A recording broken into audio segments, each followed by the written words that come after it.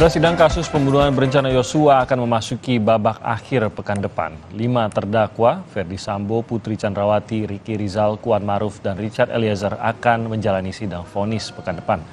Ferdy Sambo dan Putri Chandrawati bakal menjalani sidang pembacaan vonis pada hari Senin 13 Februari 2023. Dalam sidang pledoinya, Ferdy Sambo menyebut ia marah terkait kasus pelecehan yang dialami istrinya di Magelang. Sambo juga membantah keterangan Eliezer bahwa skenario penembakan diceritakan sebelum tewasnya Yosua. Sedangkan Putri Chandrawati dalam pledoinya kembali menegaskan dirinya sebagai korban pelecehan seksual yang dilakukan oleh korban Yosua di Magelang. Dengan amarah yang memuncak, saya mengkonfirmasi Yosua, mengapa ia berlaku kurang ajar terhadap istri saya. Namun Yosua menjawab dengan lancang, kurang ajar bagaimana, Komandan? Seolah tidak ada satu apapun yang terjadi. Kesabaran dan akal pikiran saya pupus. Entah apa yang ada di benak saya saat itu. Namun seketika itu juga terlontar dari mulut saya, hajar Cat, kamu hajar Cat. Richard langsung mengokang senjatanya dan menembak beberapa kali ke arah Yosua.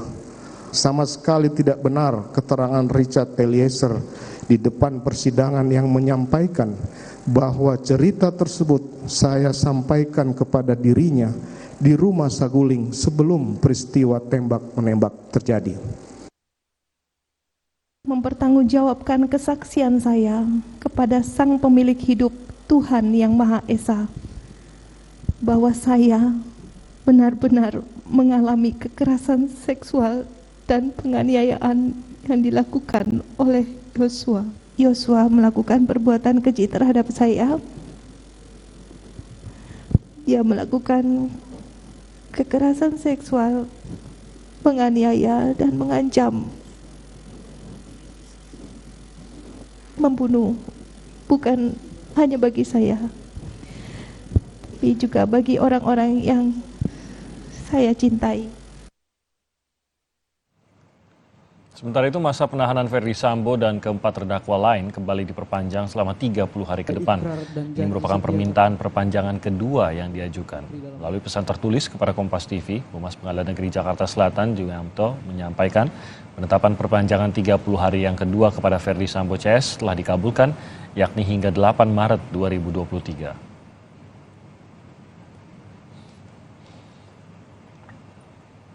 Ya, tinggal satu agenda lagi. Terdakwa kasus pembunuhan Yosua, Sambo CS akan menjalani putusan. Pembacaan vonis hakim akan berlangsung minggu depan. Nah, bagaimana mengawal keadilan bagi kasus pembunuhan Yosua ini agar putusan hakim adil bagi semua pihak? Pagi ini kita akan membahas dengan sejumlah narasumber. Di antaranya ada Profesor Hipnu Nugroho, pakar hukum pidana dari Universitas Jenderal Sudirman, dan juga penasihat hukum dari keluarga korban Yosua Huta Barat, Bang Martin Lukas Simanjuntak. Selamat pagi, Bang Martin, Prof. Hipnu. Selamat pagi Bang Timothy, selamat pagi Prof. Hipnu. Pagi, terima kasih sudah bergabung bersama kami lagi pada pagi hari ini. Menjelang sidang putusan dari kelima terdakwa yang akan berlangsung pekan depan, 13, 14, dan 15 Februari 2023. Mungkin tidak banyak yang bisa dilakukan pada saat ini, terutama dari sisi hukum, karena kita hanya bisa menantikan bagaimana hakim mempelajari seluruh berkas dan meyakini apa keterlibatan tiap-tiap terdakwa dan apa hukuman yang pantas ataupun vonis yang pantas untuk perbuatan mereka. Rasa keadilan bagi semua, Prof. Hipnu. Mungkin kita harus, sebelum kita masuk ke vonis, kita harus memahami dulu begitu apa yang bisa kita ekspektasi dari vonis ini. Saya yakin karena masyarakat mengikuti, masyarakat sendiri mungkin sudah memiliki vonisnya sendiri untuk memenuhi apa yang dianggap sebagai rasa keadilan. Tapi saya yakin tidak mungkin juga, Prof. Hipnu, rasa keadilan bagi semua ini bisa terpenuhi. Apa pendekatan yang harus kita miliki sebelum kita mengikuti sidang vonis pada pekan depan untuk memahami bahwa rasa keadilan itu mungkin tidak semuanya bisa terpenuhi, tapi apa yang harus dipenuhi oleh hakim di sini, Prof. Hipnu? Ya, terima kasih, Bang Timothy. Yang harus dipenuhi kalau kita melihat suatu konsep peradilan, selalu mempertimbangkan yang bersifat yuridis, sosiologis, maupun filosofis. Terkait filosofis, saya pasti bahwa kejadian ini supaya tidak terulang lagi. Karena ini suatu kejahatan yang cukup meresahkan yang dilakukan oleh penegak hukum terhadap penegak hukum. Ya. Sehingga nilai-nilai yang ada dalam suatu putusan nanti bisa mencerminkan tidak mungkin dilakukan suatu lagi di kemudian hari. Ini yang menjadi penting. Kemudian yang nilai sosiologis, pertimbangan sosiologis. Nah, ini yang agak dilematis nanti, Mas Timothy. Kemarin kalau kita lihat jaksa, tidak ada pertimbangan yang meringankan. Ya. Sosiologis. Kalau nanti hakim mempertimbangkan sosiologis yang terkait yang meringankan, misalkan kaitannya sudah mendapatkan bintang, misalkan Ferdy Sambo, kemudian sudah berlakukan baik, mengembang polisi dan sebagainya, itu bisa berubah itu nanti. Tapi kalau nanti itu tidak seperti halnya disampaikan oleh penuntut umum, ya bisa tetap. Makanya kuncinya nanti adalah ketika pertimbangan itu adakah pertimbangan yang memberatkan atau yang meringankan. Yang meringankan substansial atau tidak. Kalau tidak substansial yang terkait dengan misalkan konsisten, kemudian belum pernah melakukan tindak pidana, itu kan suatu yang konsisten ya, itu bisa tetap. Tapi kalau nanti mempertimbangkan hal-hal yang meringankan, nah ini Bang Timothy, bisa juga bergeser. Saya melihatnya seperti itu. Kalau terkait dengan K, saya kira itu karena sebagai penyerta ya, tampaknya mungkin lebih berkurang. Dari 8 mungkin 7 atau 8 gitu. Tapi yang menjadi fokus adalah PC sama Sambo. Yeah. Dan itu, oleh karena itu kalau Bu PC melihat perkembangan dinamika sekarang, karena hukum itu tidak bekerja dalam ruang hampa. Hakim itu juga melihat bahwa kan media itu juga bagian pilar suatu penegakan hukum. Dan itulah. Oleh karena itu kayaknya Bu PC masih berkisar pada tataran 8. Kalau bisa malah naik, kalau turun agak sulit. Karena dalam tuntutan penuntut umum itu sudah memberikan sesuatu yang luar biasa melihat sebagai seorang ibu dalam suatu tindak pidana ini. Itu poin menurut saya. Oke.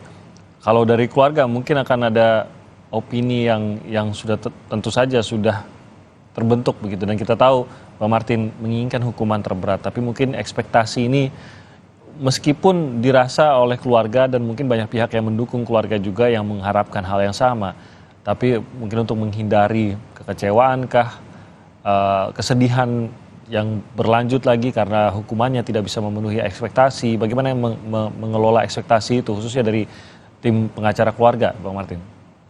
Ya, kalau tadi kan disampaikan oleh Prof. Ibnu ya, apa sih landasan utama dalam pemidanaan ya ataupun vonis ya dari hakim? Ya, tentu landasannya yuridis dulu. Ya. Apakah pasalnya terbukti atau tidak ya? Terus hal-hal yang memberatkan apa saja ya, hal-hal yang meringankan.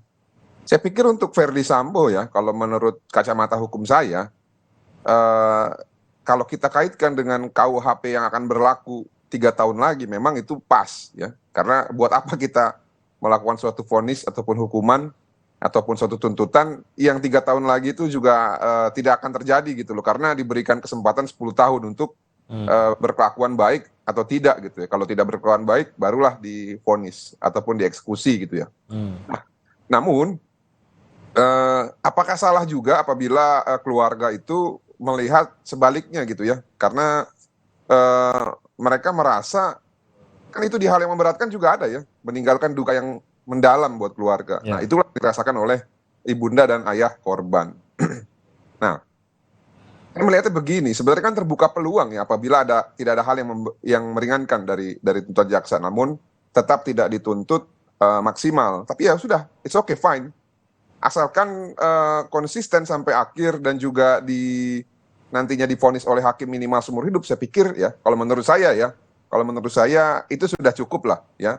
Namun kembali lagi mengenai tanggapan keluarga, ya keluarga masih sama, mereka meminta yang paling maksimal untuk terdakwa Ferdy Sambo, karena apa yang dilakukan itu adalah suatu hal yang sangat luar biasa ya, bahkan bukan hanya kepada masyarakat dan juga keluarga korban. Bayangin Bang Timothy, saya pernah beberapa kali berbicara sama pangkat-pangkat rendah kepolisian yang ada di level Polsek dan Polres, mereka pun takut. Kalau ini tidak ada kepastian hukum, nyawa kami juga bisa melayang, katanya segampang nyawa Joshua juga melayang. Nah, oleh karena itu, ya saya pikir kalau ada kepastian hukum dan juga keadilan, nanti adik-adik kita di kepolisian yang pangkatnya mungkin masih ibda ke bawah, ya, itu merasa secure gitu loh ya, merasa aman. bahwa ternyata negara itu tidak abai kepada orang-orang yang ataupun oknum-oknum yang berpangkat tinggi namun menyalahgunakan jabatan dan juga bersifat sadis kepada anak bawah, ajudan ataupun bawahan. Itu kata-kata yang disampaikan kepada saya oleh beberapa anggota kepolisian yang pangkat rendah di Polres dan di Polsek. Ini unsur psikologis yang mungkin tidak kita sadari tapi akan mempengaruhi mereka yang mungkin bertugas di posisi yang sama atau serupa dengan korban, dengan Richard Eliezer juga, dan mereka yang berada di pangkat-pangkat yang masih di bawah. Ini sangat mempengaruhi.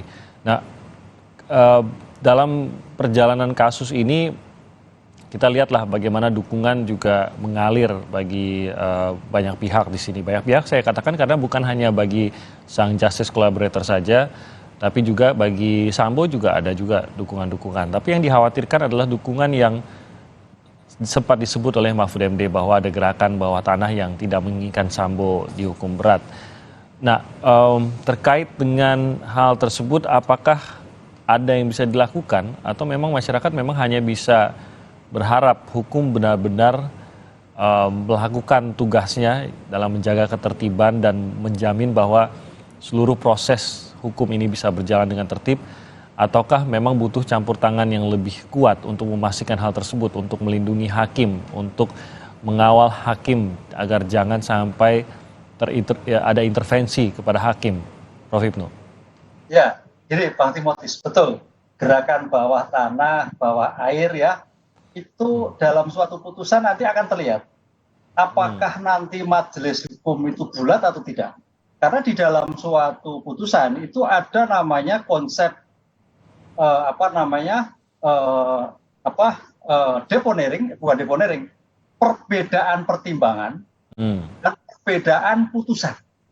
Nah itu, concurring opinion istilahnya atau dissenting opinion. Itu akan terlihat. Kalau terjadi concurring opinion, ada pertimbangan, perbedaan pertimbangan. Itu yang mungkin Bang Timotius itu bisa kelihatan nanti. Ada suatu pertimbangan di antara majelis tadi, ada enggak ini gerakan bawah air? Itu kalau ada pertimbangan berbeda, itu bisa kita deteksi. Oh, ini ada pertimbangan-pertimbangan yang lain. Karena concurring opinion itu menjadikan suatu perbedaan pertimbangan. Apakah terkait dengan tadi Bang Martin, unsur yuridis tentang perencanaan itu tidak, atau termasuk hukumnya.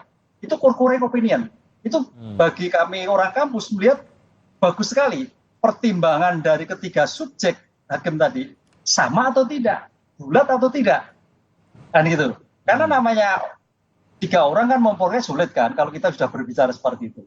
Satu, concurring opinion, atau nanti bisa terlihat dissenting opinion. Dissenting opinion atau perbedaan putusan antara misalkan 20 tahun atau seumur hidup atau mati, itu bisa terjadi. Nah, ketika tidak ada concurring opinion, tidak ada dissenting opinion, berarti itu perkara mulus saja nanti. Artinya kesepakatan di antara majelis bahwa sepakat ini adalah pembunuhan berencana dan hukumannya seumur hidup. Tapi seharusnya begitu maksudnya, Prof. Seharusnya ada kesepakatan itu. Seharusnya itu. Ya, karena kalau perkara-perkara yang menarik, masyarakat itu ada suatu sinyal-sinyal, oh ini ada perbedaan pertimbangan. Ini, oh ini perbedaan putusan. Itu yang menarik. Sehingga kadang-kadang, oh ini yang lurus atau tidak. Walaupun memang putusannya sama. Gitu. Sama itu artinya sama sesuai dengan kehendak tujuan yuridis atau kehendak dalam tanda petik kemarin kepentingan tertentu.